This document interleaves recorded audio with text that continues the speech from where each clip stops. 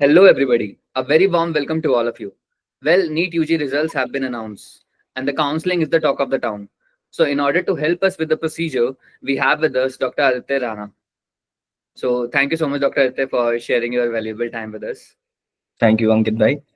Okay, so moving ahead further in the discussion, I would like to highlight one thing. क्योंकि देखो NEET UG का result जैसे आया है, तो काउंसलिंग के लिए we have a WhatsApp community specifically for NEET 2025 students. So I would be mentioning the link in the description box as well as in the comment section. Right. So let's dive into the conversation. So doctor Aditya, अभी देखो जो NEET UG का result आया है, right? अगर मैं बात करूं जब नीट का एग्जाम था, तो I think there have been many instances जहां पे रिजल्ट के बाद बहुत स्टूडेंट्स रोए थे इस चीज को लेकर कि फिजिक्स का पेपर बहुत खराब है। जी। सो क्या डिफरेंस था कट ऑफ में as compare to this year as well as comparing with the last year? Ankit भाई, जब हमारे टाइम पे नीट यूजी होता था तो उसका फिजिक्स और केमिस्ट्री का लेवल बहुत अच्छा होता था। मतलब 16, 17 एंड 18, क्योंकि 18 में मैं सिलेक्ट हुआ था, तब तक फिजिक्स का लेवल अच्छा था। इवन आफ्टर कोविड में भी सही था, लेकिन 20 के बाद से फिजिक्स का लेवल बहुत ईजी हो गया था। जिस वजह से क्या होता था कि ऑल इंडिया की कट ऑफ 600 प्लस पे बंद हो जाती थी और बच्चों के मार्क्स आते थे 550, 600 और वो बहुत खुश हो जाते थे। बट असल में जो फिजिक्स के एक्चुअल क्वेश्चन है, जैसे आप रोटेशनल मोशन देखें, तो उसमें अगर आप 21, 22, 23, 21 का तो चलो फिजिक्स का थोड़ा मुश्किल आया था, बट उसमें बहुत ही इजी क्वेश्चन पूछा। जैसे टॉर्क है तो डायरेक्ट फॉर्मूला पूछा है उसका। लेकिन इस बार एनटीए को, जैसे आपको पता है, लास्ट ईयर बहुत ज्यादा सुप्रीम कोर्ट में भी चला था कि how you can set this paper, कि भाई 700 से प्लस हजारों बच्चे हैं, 720 पे 60-70 बच्चे हैं। तो एनटीए ने भी सोचा था कि इस बार कम बैक करना है। तो एनटीए ने उस तरह क्या किया, अपने फिजिक्स और केमिस्ट्री के लेवल को बढ़ाया। इवन बायोलॉजी भी उन्होंने थोड़ी लेंथी की, ताकि हम टफ पेपर सेट करके और सिलेक्शन अच्छी तरह से कर पाए। और इस बार कोई भी कोई भी इस तरह ऑब्जेक्शन ना करे कि भाई एनटीए ने अच्छा पेपर सेट नहीं किया। तो बहुत ही अच्छा पेपर, बैलेंस पेपर बनाया था। और जिनकी तैयारी अच्छी थी, जिन्होंने हर तरह के क्वेश्चन किए थे, उन्होंने अच्छा भी स्कोर किया है। और इसमें मतलब 600, पिछली बार क्या हुआ था, 700 plus he thousands of students से 2000 थे शायद। इस बार तो 720 आउट ऑफ 600, 600 आउट ऑफ 720, मतलब 600 प्लस वाले ही टोटल 1300 स्टूडेंट्स हैं। और मतलब अगर ऑल इंडिया की कट ऑफ मैंने अपने पहले भी बताया था 530 प्लस के आसपास रह सकती है, तो उसी के आसपास रहेगी। और स्टेट की वेरी करती है, जैसे हिमाचल 480 के आसपास रहेगा, है ना। यूपी थोड़ा 500 प्लस, राजस्थान हाई कॉम्पिटिटिव है तो और ज्यादा। तो इस तरह वेरी करेगी और अच्छा पेपर है, और आगे भी इस तरह बच्चों को प्रिपेयर करना है चाहिए। ओके, वेल डॉक्टर आदित्य, मैंने भी अभी जो देखा था ना, मतलब अगर मैं हिमाचल की बात करूं स्पेसिफिकली, आई थिंक हिमाचल का जो रैंक 1 है वो समवेट अराउंड मोर और लेस 600 के आसपास है, 600, 650, 19 है, 619। 619। सो अभी अगर देखो, मैं क्योंकि अभी जितने भी स्टूडेंट्स हैं कहीं ना कहीं सारे काउंसलिंग का फॉर्म भरेंगे, तो उसी से स्टार्ट करते हैं। कोई टेंटेटिव डेट आई है काउंसलिंग की ऐसा? काउंसलिंग की टेंटेटिव डेट अभी जुलाई में ही वैसे स्टार्ट हो जाएगी। जून तो अभी ये चल रहा है, पर जुलाई में हमारी स्टार्ट हो जाएगी। फिर उसी के बाद ऑल इंडिया की, देखो काउंसलिंग दो पार्ट में होती है यूजी की। 15% सीट्स, जितनी भी सीट्स है, जो 15% होगा वो ऑल इंडिया के थ्रू भरी जाएगी। और 85% सीट जो होती है वो स्टेट वालों को दी जाती है, हर स्टेट की। ठीक है। तो अभी सबसे पहले स्टार्ट होगी ऑल इंडिया कोटा की, जिसमें एम्स भी, अब हम जो एम्स की काउंसलिंग है वो साथ में होती है। एम्स हो गया, एफएमसी हो गया, बीएचयू हो गया, इवन डीयू सेंट्रल कॉलेज, जितने भी हैं ऑल इंडिया लेवल पे, वो 15% अभी स्टार्ट होने वाली है। तो फिर आप उसमें भी रजिस्टर कर सकते हैं और आप स्टेट में भी रजिस्टर कर सकते हैं, और जिसमें आपको अच्छा लग रहा है आप वहाँ भी सीट उठा सकते हैं। Okay, so doctor, going ahead into nitty and gritty of the things, कितने राउंड्स होते हैं काउंसलिंग में? अंकित भाई, मैं स्क्रीन शेयर करना चाहूंगा ताकि हम थोड़ा सा अच्छे से देखें कि क्या राउंड है। और इसमें एक्चुअली बहुत, मुझे ऐसा लगता है एग्जाम निकालने से ज्यादा काउंसलिंग इंपॉर्टेंट होती है। और बहुत से आजकल मतलब यूट्यूब पे भी मैं देखता हूँ, बहुत से ऐसे काउंसलर हैं जो बच्चों को बेवकूफ बना के, मतलब वो एग्जैक्ट नहीं बताते हैं। तो हम इस तरह बिल्कुल बच्चों को सही गाइड करेंगे। और मैं उनको, बच्चों को यही चाहूंगा कि आप ऑफिशियल साइट्स जो भी होती है, जैसे एमसीसी साइट है, उस पे भी जाके खुद प्रोस्पेक्टस देखें। तो सबसे पहले हम स्टार्ट करते हैं। एक तो मैं अंकित भाई आपको बताना चाहूंगा, राउंड 1 से स्टार्ट होगा।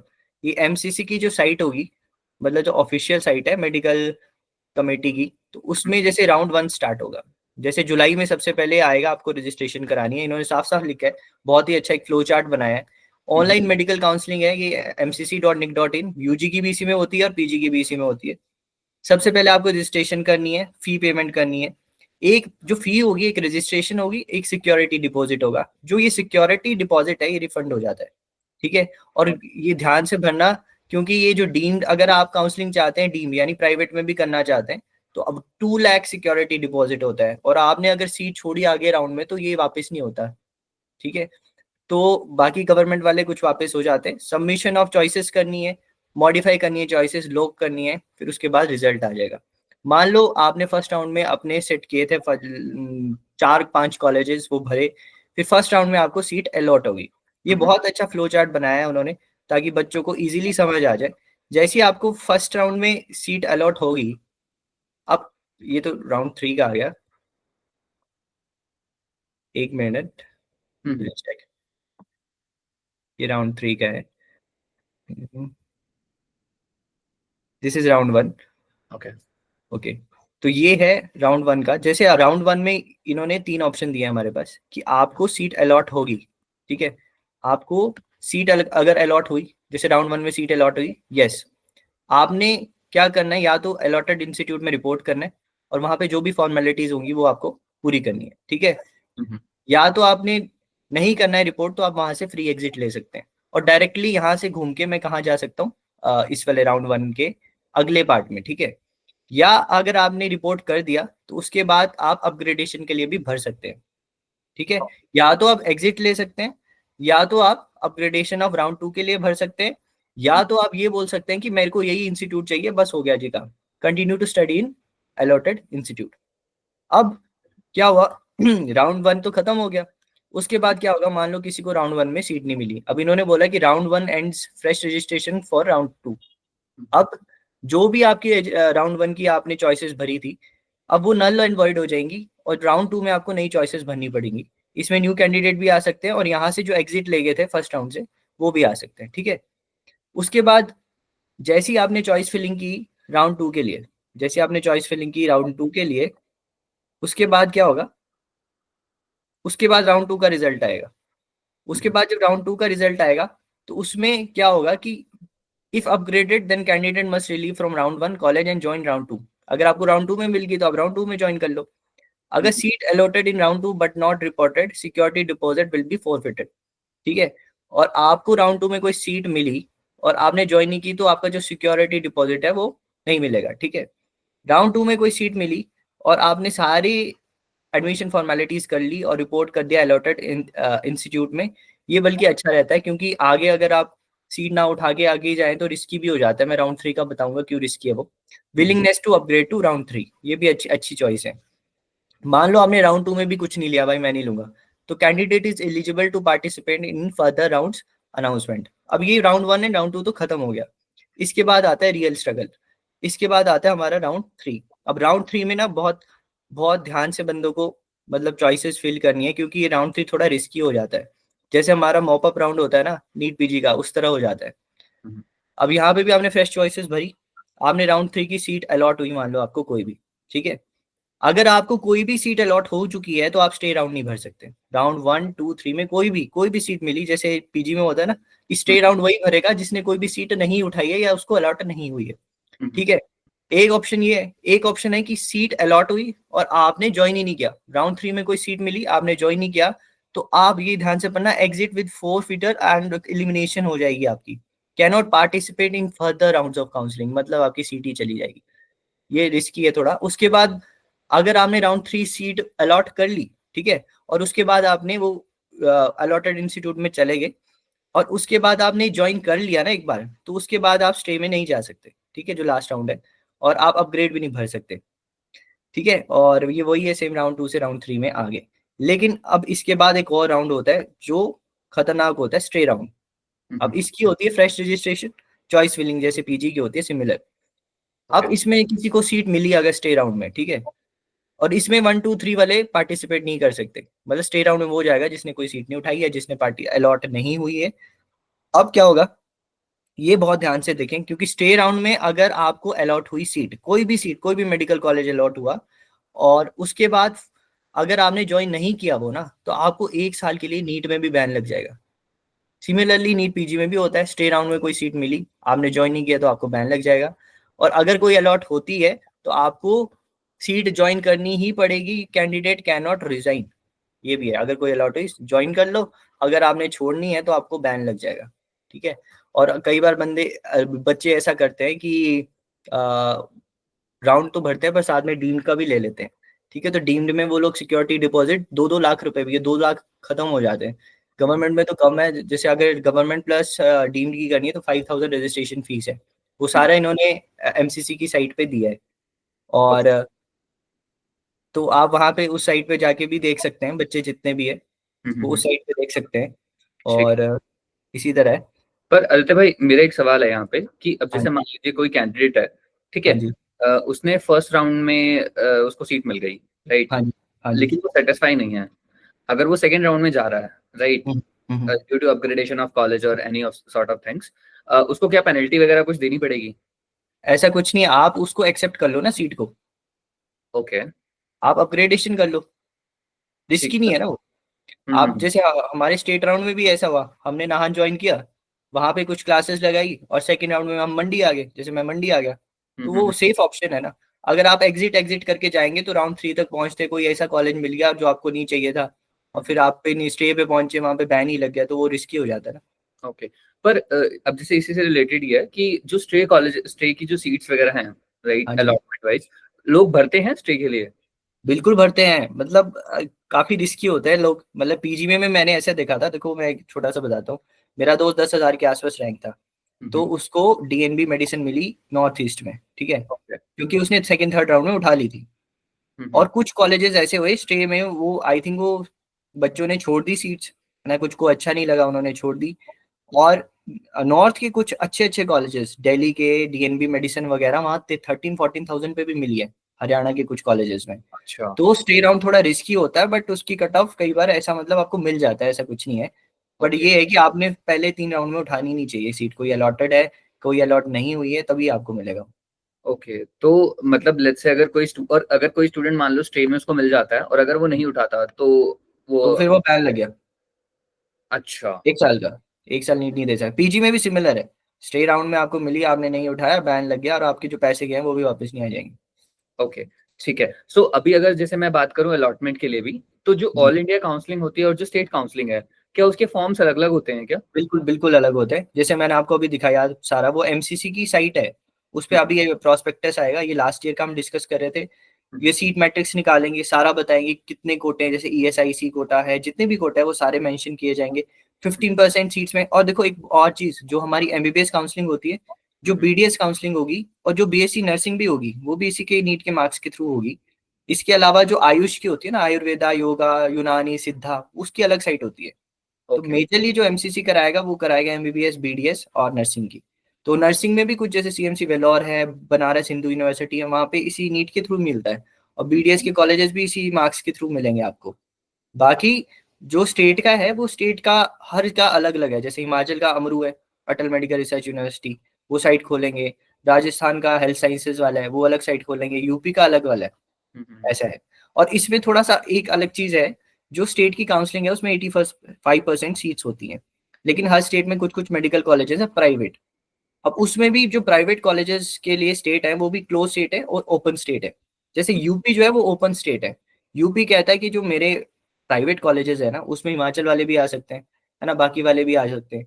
शायद मुझे जहां तक लगता है जो महाराष्ट्र है वो क्लोज स्टेट है, वो बोलता है मेरा जो जितने प्राइवेट कॉलेजेस है उसमें मैं महाराष्ट्र के बच्चे रखूंगा, ऐसा है। ओके। सो इसके लिए क्या क्या डॉक्यूमेंट्स रिक्वायर्ड होते हैं? अ, सबसे पहले जो भी आपको, जैसे काउंसलिंग के बाद जब भी आपको अलॉट होगा कॉलेज, है ना, पहले तो काउंसलिंग में वेरिफिकेशन होती है। हमारे टाइम ऑफलाइन वेरिफिकेशन होती थी, तो हमें पहले ऑफलाइन सबमिट करना पड़ता था, उसके बाद अलॉटमेंट में भी सारा दिखाना पड़ता था।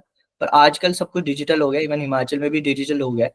तो सब कुछ आपको जैसे ही वो अलॉट करेंगे, when when you go to join the college, कोई भी आपको मिला, जैसे मंडी मिला, तो सबसे इंपॉर्टेंट है आपके पास 10th का सर्टिफिकेट, ठीक है।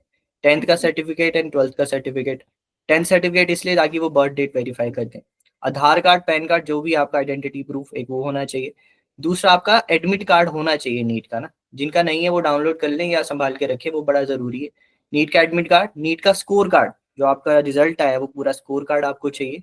उसके अलावा आपको करेक्टर सर्टिफिकेट बनाना है, ठीक है। एक आपको एसडीएम से बनाना है, एक आपने स्कूल से लेना है। तो स्कूल से एक आपको माइग्रेशन ट्रांसफर सर्टिफिकेट वो स्कूल वाले बिल्कुल देते हैं कि इस तरह प्रिंसिपल भी एक आपका कैरेक्टर सर्टिफिकेट साइन करता है, एक एसडीएम के पास कैरेक्टर सर्टिफिकेट साइन होता है, इवन एक गैप सर्टिफिकेट बनता है। जैसे मैंने ड्रॉप किया था तो जहाँ मंडी पे मैंने ज्वाइन किया था उसके साथ में ही हमारा एफिडेविट एक गैप सर्टिफिकेट का बनता है। बस कुछ इतनी सी चीजें होती है, मेन बस आपने देना है, फिर वो अलॉटमेंट हो जाएगी। और जो भी मिसिंग होगी वो आपको चांस देते हैं कि आप तब तक बनवा लो, फिर हम वहाँ पे सबमिट होगा। और ये 5.5 साल तक कॉलेज के पास ही रहता है। जैसी डिग्री पास आउट होती है तो वो सारी फाइल हमें वापस की जाती है।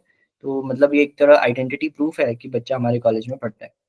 ओके। ये भी और सब साइट में मिलेगा आपको, है ना। ओके ओके, और ब्रो अब जैसे मान लो मेरे को अलॉट हो जाती है सीट्स, राइट, और मैं कंफर्म भी करता हूँ, तो जो पेमेंट रहेगी वो मुझे अभी करनी है या बाद में करनी है? नहीं, पेमेंट तो आपको पहले ही करनी पड़ती है। अच्छा। जैसे आपने रजिस्ट्रेशन पेमेंट होती है, ठीक है, फिर उसके बाद अलॉटमेंट होगी। तो अलॉटमेंट में जो भी फीस होगी वो आप कर सकते हैं। जैसे हमने जो नाहन की जो भी हमारे नाहन में हमने पेमेंट कर दी थी वो अपने आप वहाँ से एक ट्रांसफर आता है कि सेकंड राउंड में आप मंडी चले गए, तो वहीं से वो रेफर कर देते हैं, वहीं से सब कुछ बता देते हैं कि आप जाके मंडी में ज्वाइन करो, बस अपने डॉक्यूमेंट ले जाओ। ओके। सो आदित्य भाई, अब देखो जैसे पॉडकास्ट के सेशन में स्टार्टिंग में हमने डिस्कस किया था कि कट ऑफ्स के बारे में, राइट? तो पिछले साल की कट ऑफ और इस साल की अगर कट ऑफ को कंपेयर करें, there is a huge difference, right? So there have been many students, because देखो अगर पॉजिटिव है तो there is certain segment of students जो थोड़ा सा वहां पे नेगेटिव भी है रिजल्ट्स को लेकर के। तो अगर मैं बात करूं government colleges, private colleges and FMGs, जिनके 2 या 3 ड्रॉप्स ऑलरेडी लग चुके हैं, although it is a very subjective thing कि हर किसी की अपनी अपनी चॉइस रहती है, बट अगर वो किसी कारण से क्रैक नहीं कर पाया, तो would you advise them to go with the private institutes or opting ahead with FMG? देखो इंडिया में जितने भी प्राइवेट कॉलेजेस हैं, ठीक है, वो 70-80 लाख से नीचे तो बहुत कम है। मतलब होंगे भी तो वो आपको बेशक आपसे 50-60 ले, मतलब 5.5 साल की मैं फीस बता रहा हूँ, हो सकता है वो आपसे 50-60 लाख शुरू में ले, लेकिन वो ट्यूशन फी में कुछ एडजस्ट कर करके ना, ऐसे एक्स्ट्रा पे कर करके वो 1 करोड़ तक पहुंचा देंगे। और for a middle class family loan पे आई थिंक सो, अब जितना कंपटीशन बढ़ भी रहा है और कई लोग इंटरेस्टेड भी नहीं होते, वैसे अगर इंटरेस्टेड है तो ले भी सकते हैं, पर थोड़ा रिस्की हो जाता है। अगर आप मिडिल क्लास के हैं, 1 करोड़ खर्चना फॉर 5 ईयर्स बड़ा मुश्किल हो जाता है। फिर आप एडिशनल प्रेशर हो जाता है और आगे जाके हो सकता है परफॉर्मेंस ऊपर नीचे हो जाए, तो थोड़ा मुश्किल है। लेकिन फॉरेन में भी जैसे एफएमजीज, अब इन मेरे को नहीं पता नेक्स्ट कब तक आएगा, बट अगर नेक्स्ट आता है तो उससे फॉरेन वालों को बहुत फायदा होगा, क्योंकि उनको एक ही पेपर देना है। अब वो एफएमजी और नीट पीजी दो नहीं देने। तो अगर एफएमजी कोई जाना चाहता है, उसको लगता है एफएमजी में भी जैसे 30-40 लाख में हो जाता है, पर जैसे रशिया में मेरा जूनियर गया है पिछले साल, वो ये बोल रहा है 40-45 लाख में होता है। जो सबसे अच्छा है इंडिया के बिल्कुल पास, दैट इज नेपाल, है ना। नेपाल में बहुत अच्छी एमबीबीएस होती थी 60-70, उधर थोड़ा महंगा है, 60 लाख के आसपास, 5.5 साल का पूरा। बाकी बांग्लादेश पहले बच्चे बहुत जाते थे, मतलब नॉर्थ के बहुत बच्चे जाते थे, लेकिन वो पिछले साल कुछ उनका वॉर का चला, वैसे ही उनमें अब काफी बच्चे जैसे जेएंडके, इजराइल, ईरान साइड भी गए थे, तो वो भी थोड़ा वॉर का प्रोन एरिया है। यूक्रेन वाला आपने देखा ही था कितना प्रॉब्लम आई थी। तो आपको जब भी आप फॉरेन कंट्रीज चुननी है तो थोड़ा ध्यान से चुने। फिलीपींस है, जॉर्जिया है, बहुत है। और मतलब अगर आप रिसर्च करेंगे, जैसे रशिया भी अच्छी है, पावरफुल स्टेट कंट्री है, तो वहाँ पे थोड़ा मतलब प्रॉब्लम कम रहती है। वहाँ लैंग्वेज प्रॉब्लम रहती है, बट आपने जैसी लैंग्वेज सीख ली एक बार, काफी सब कुछ क्लियर होगा। और बहुत अच्छी बात फॉरेन मेडिकल की अगर ये है, तो जितने मेरे दोस्त हैं वहाँ, तो वहाँ पे मतलब मैक्सिमम जगह वाइवा नहीं होता। वहाँ पे कोई भी आपका मतलब इस तरह क्लिनिकल केस प्रेजेंटेशन नहीं होती। एमसीक्यू एग्जाम्स होते हैं, मतलब वहाँ रिटर्न एग्जाम्स भी नहीं होते हैं। तो और शुरू से ही वो एमसीक्यू अप्रोच बनाते हैं, तो एफएमजी इजीली क्लियर कर जाते हैं और वो इंडिया में आ जाते हैं। तो ठीक है, मतलब अगर आपको लगता है फॉरेन जाना चाहिए तो जा सकते हैं, बट आपको लगता है वो भी 40-50 लाख भी अगर ज्यादा है, कुछ और कर सकते हैं। बहुत अदर ऑप्शंस है और जिसमें आप अच्छा कर सकते हैं। सो लेट्स से अगर मान लो किसी स्टूडेंट के पास बजट का कोई इशू नहीं है, राइट, उसके पास दोनों ऑप्शन है, आइदर गोइंग विद एफएमजी और प्राइवेट इंस्टीट्यूट इन इंडिया, आप क्या रेकमेंड करोगे उसे? तो फिर इंडिया में करो, है ना। अगर मतलब 18 है, अब काफी बच्चे इंडिया में इसलिए ना क्योंकि एफएमजी नहीं निकालना पड़ेगा। बात तो ये, एक एग्जाम कम निकालना पड़ेगा। सेम आपको जैसे हिमाचल में एमएमयू है, तो उनको भी तो सेम ही डिग्री मिली, उनको भी हिमाचल से ही मिली, जो एचपीएसएमसी से था। तो अगर आप ठीक है 60-70 लाख, मतलब उधर भी 90 लाख 1 करोड़ लग जाएगा, ठीक है, फिर इंडिया से कर लो, है ना। पर ब्रो एक बात बताओ, मतलब एक आपका पर्सनल ओपिनियन क्या है कि देखो, क्योंकि इंडिया में अगर देखा जाए 5-5.5 साल की एमबीबीएस है, राइट, बाकी कंट्रीज में 6-6.5 साल भी है, हाँ, और राइट? एक और भी प्रॉब्लम है कि अब नए रूल ऐसे आ रहे हैं कि एक एक साल इंटर्नशिप बाहर करो और 1 साल इंडिया में करो। फिर करेक्ट। उसके बाद फिर वही तो फिर बहुत 6-7 साल, मान लो कोई 3 ड्रॉप हो गए, वो 22 का ऐसी हो गया, 7 साल की एमबीबीएस 30 में पहुंच गया, फिर कब क्या पता नहीं जिंदगी में क्या करना है। फिर एफएमजी एग्जाम दो, फिर पीजी का दो, फिर हाँ, जाकर के आगे वो करो, और उस टाइम पे तो फिर सुपर स्पेशलिटी का भी इस टाइम। स्पेशलिटी है। Okay okay. सो अभी देखो, अगर मान लो लेट्स से, क्योंकि काउंसलिंग और इन सब चीजों में अगर हम इतना डिस्कस कर रहे हैं, लेट्स से अगर किसी स्टूडेंट की काउंसलिंग डेट मिस हो जाती है किसी से, उसके लिए क्या any any sort of backup is there? No backup, क्योंकि ये एमसीक्यू की साइट में बहुत अच्छा क्लियर लिखा है, बोला हम किसी को भी पर्सनली मैसेज नहीं करेंगे कि आपने नीट का फॉर्म भरा है कि मैं आज मैसेज कर दूं कि भाई काउंसलिंग स्टार्ट हो रही है। जैसे एम्स वाले तो फिर भी आईएनआईसीटी वाले काउंसलिंग का आज ही मैसेज आएगी, मॉक राउंड शुरू होने वाला है पीजी का, ठीक है, एम्स का।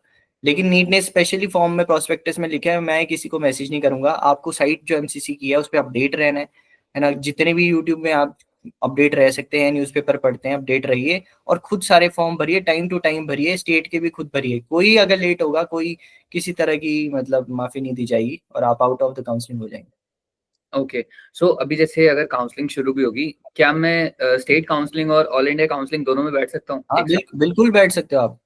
जैसे मतलब सीट नहीं उठा सकते, उसका कुछ कुछ हर स्टेट का अलग अलग रहता है कि हम्म। मतलब किस में आप सीट उठा सकते हो, किस में नहीं उठा सकते हो।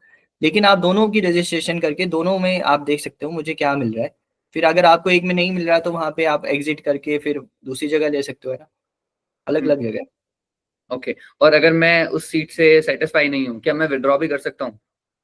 विड्रॉ कर सकते हैं, मतलब जैसे मैंने आपको ऑप्शन दिखाया था ना वो एग्जिट वाला, हाँ वो हाँ। एग्जिट करके आप नेक्स्ट राउंड भरो ही मत। ओके। ऐसा तो कंपलसरी नहीं है, आपने एग्जिट कर दिया ठीक है, मैंने अगला राउंड भरना ही नहीं, आप स्टेट से उठा लो। मान लो स्टेट से आईजीएमसी मिल गया तो वहां से उठाया नहीं ऑल इंडिया से।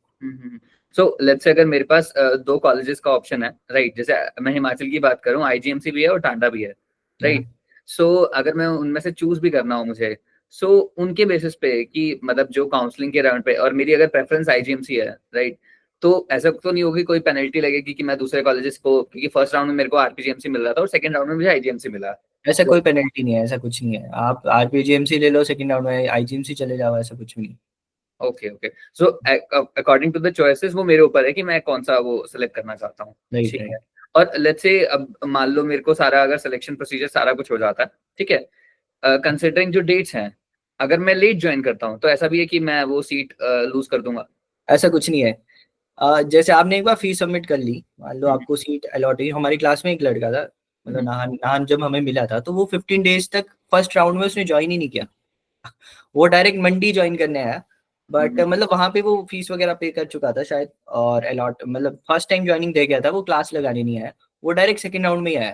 तो वो अटेंडेंस का सीन पड़ता है, बट ऐसा कुछ नहीं है, वो सेकंड राउंड में डायरेक्ट मंडी ही आया था, वो नाहन पूरे 14 दिन आया नहीं। हमारे 15-20 क्लासेस लगी नाहन में कि हम्म। मतलब उसने सबमिट किया, फिर सब कुछ डॉक्यूमेंट्स सबमिट कर गया, फिर वो लास्ट में वहां पे ज्वाइनिंग नहीं की, वो डायरेक्ट सेकंड राउंड में मंडी ही मिला हमें direct।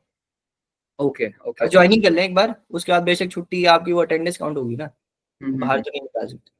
ठीक है। सो अभी देखो जैसे काउंसलिंग शुरू हो जाएगी, तो any any final advice for all the NEET aspirants?